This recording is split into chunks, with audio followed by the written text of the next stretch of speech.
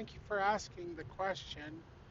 I haven't received any Thus saith the Lord revelations on this subject, but what I have received is a little bit different. So I've been taken up in the Spirit many, many, many times by our Father, who is Michael, the same one who became Adam.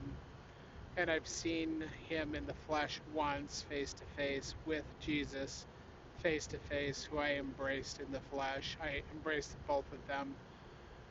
But all the other times, it's where I've taken up out of the body in a sort of out of body experience, and I'm shown many things.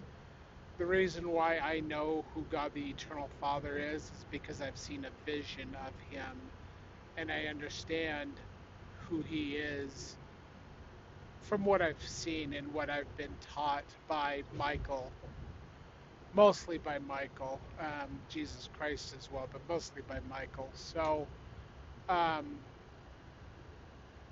Jesus Christ did not receive a fullness at first, but God the Eternal Father has had a fullness and has had it for a time longer than man can imagine.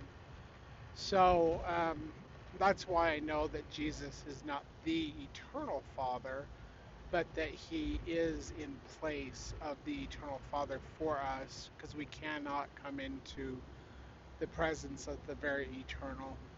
Um, we can't even come into the presence of the lowest of the Elohim, um, beyond Jehovah, and Jehovah is one of the lowest of the Elohim. There are Elohim above him, like El Elyon, and it goes higher and higher in glory that we cannot achieve, and more. We cannot see them, or we can see them in vision, but we cannot be in their presence. But we could be in the presence of Jesus, because Jesus Christ had not received the same glory that they have received, at least yet. He will in time, but at this point he has not received that, so he can still appear to mortal man on the earth, in the flesh or in the spirit, where in order to see the eternal Father, like, you have to become an Elohim, and you have to